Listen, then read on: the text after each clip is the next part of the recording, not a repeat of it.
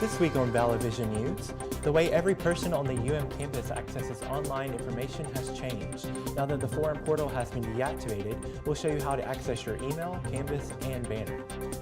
And punching and kicking their way to safety, see how UMPD is helping students learn self-defense techniques. Plus, Vallo has a new sweet spot to hang out and grab a snack. Hear what students are saying about C's Cake and Coffee House. Vallo Vision News starts right now.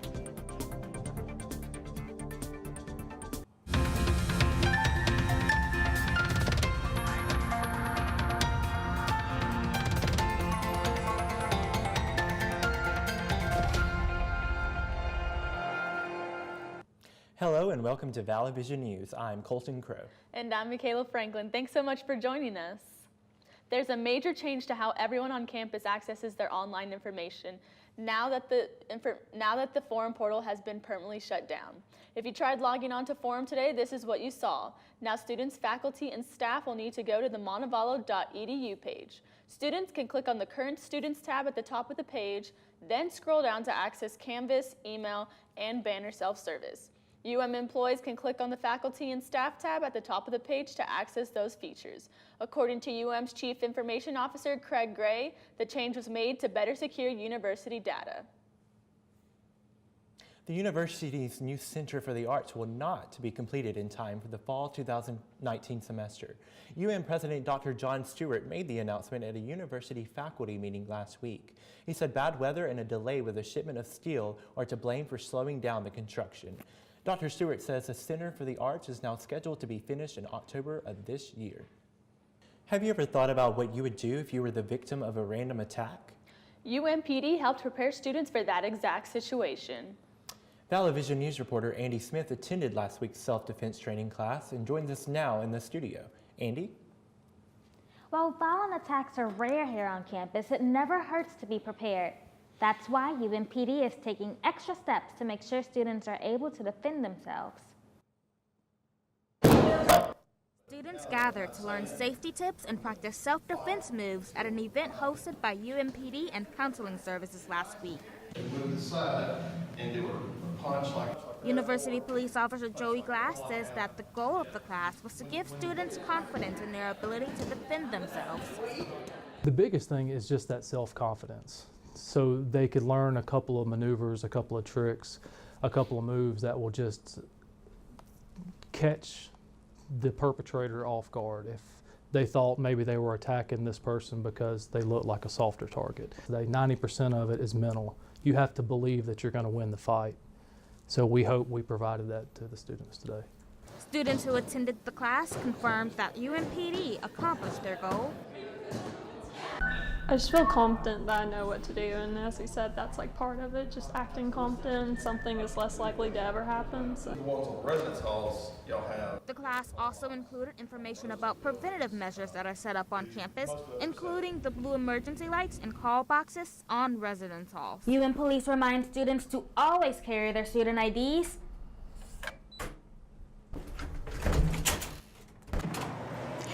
and to never let anyone you don't know into your residence halls.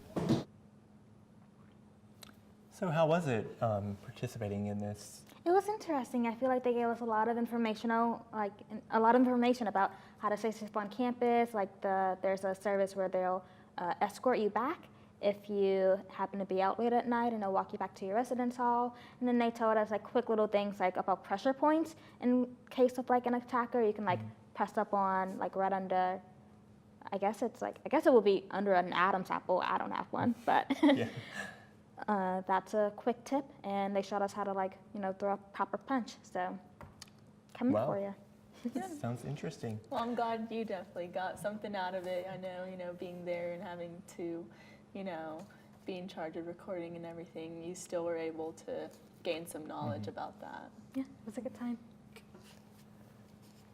In other campus news, Media Day 2019 is this Wednesday, February 20th from 10 a.m. to 1 p.m. The event will include a networking fair with more than 30 media professionals from a variety of communication-related fields. There will also be Q&A panels following the fair.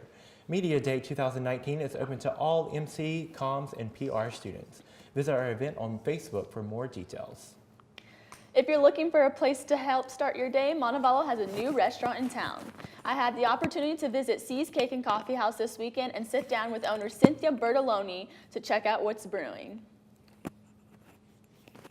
The Little White House was on Montevallo's watch list.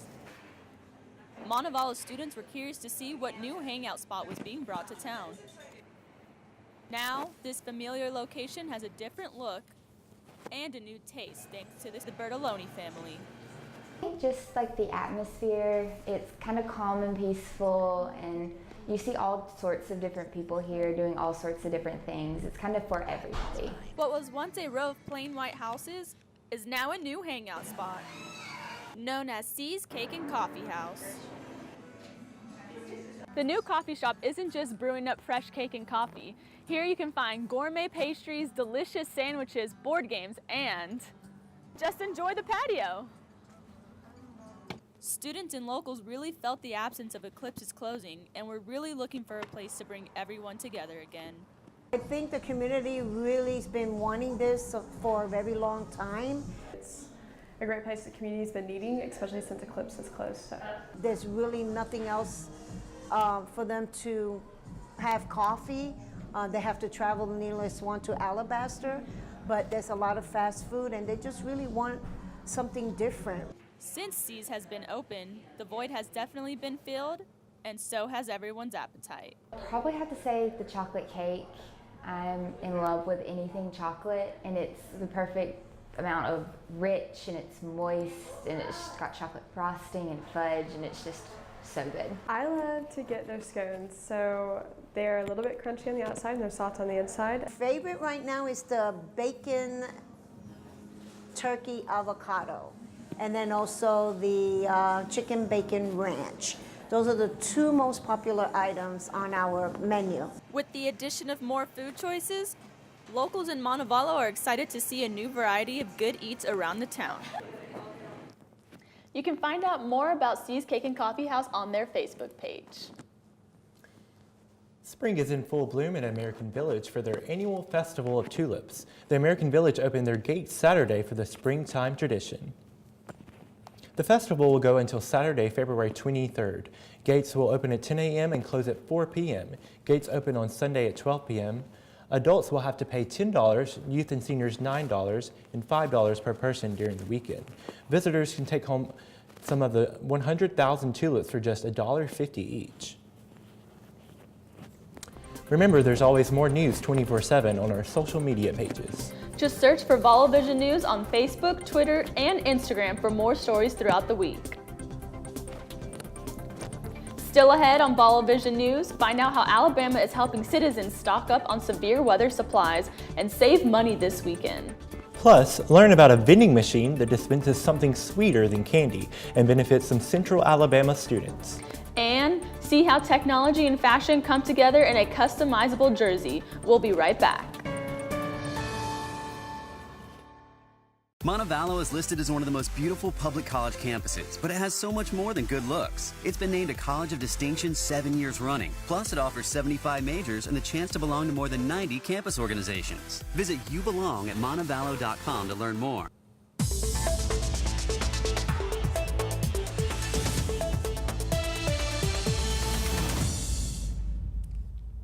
Welcome back to Vallo Vision News. Now it's time for a look at what's making headlines across Alabama. Friends and family are grieving after an Alabama native was killed in a workplace shooting last week. A shooting in Aurora, Illinois has left 5 dead, including Josh Pinkard, who was from the Coleman area. He was working as a plant manager at the Henry Pratt Company, located west of Chicago. Pinkard has been described by family and friends on Facebook as a loving son, husband, brother, and father of 3. Aurora police say Gary Martin killed 5 employees and shot 5 police before he was shot and killed by police, following a 90-minute standoff. This is Severe Weather Awareness Week, and that means Alabamians will be able to stock up on many weather-related supplies this weekend, tax-free. tax-free. The 8th annual Severe Weather Preparedness Sales Tax Holiday starts Friday, February 22nd and ends Sunday, February 24th. Shoppers can save up to 10% on items throughout the state depending on where you are. The tax holiday will offer items tax-free such as flashlights, first aid kits, coolers, and many more items. Alabama Retail recommends having enough supplies and emergency kits to last 72 hours following a disaster. For more information, visit the Vallo Vision News Facebook page.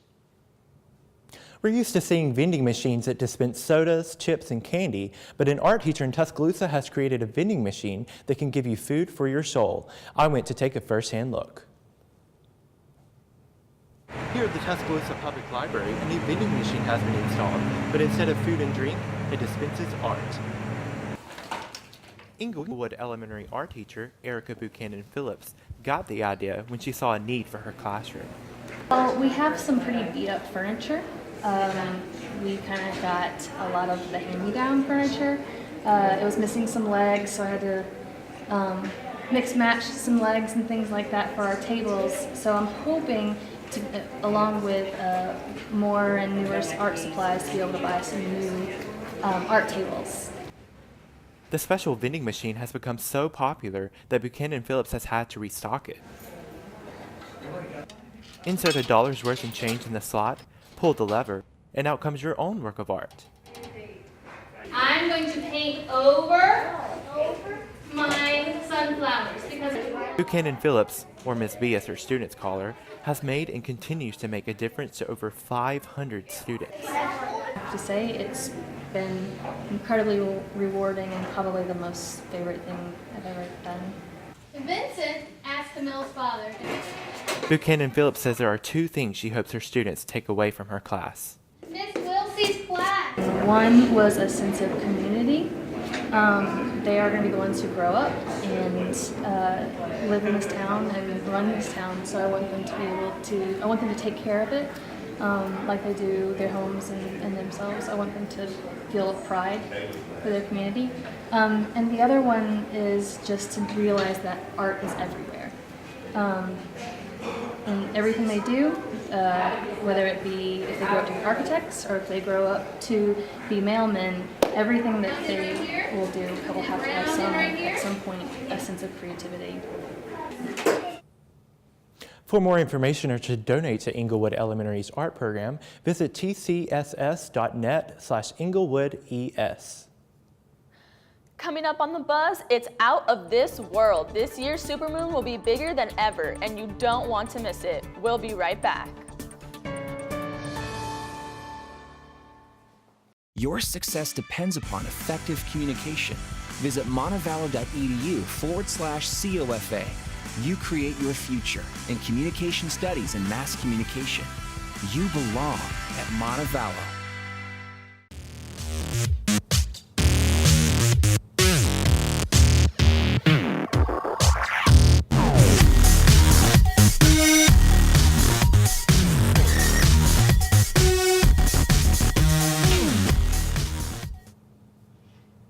Welcome back to Vallo Vision News. Now it's time for The Buzz. Kit Martin joins us now for a look at the stories that we're buzzing about. Kit?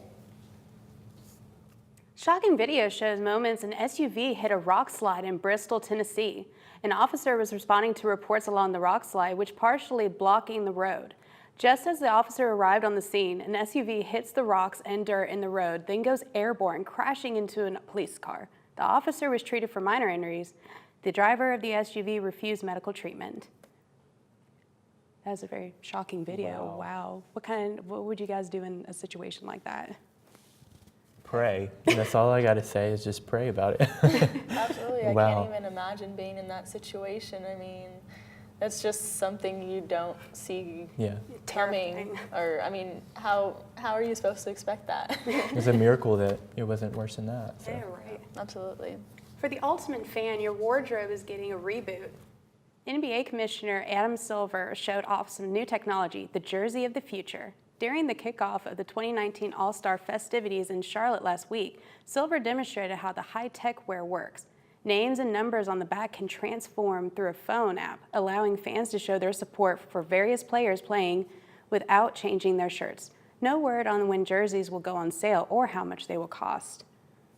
think that's pretty cool. I mean, I'm not a basketball player, but perhaps for like football, baseball. How about you guys? I think this is a brilliant idea. I think it's going to it. save definitely a lot of people money, first of all. You know, jerseys aren't cheap these days. And I mean, I'm just curious to see what's going to happen with companies that are making jerseys. Are people not going to buy those anymore and buy this like jersey with unlimited names on it? Or I know a lot of people are really going to enjoy this new invention. Yeah, Oh, yeah, for sure. I think it's a great idea.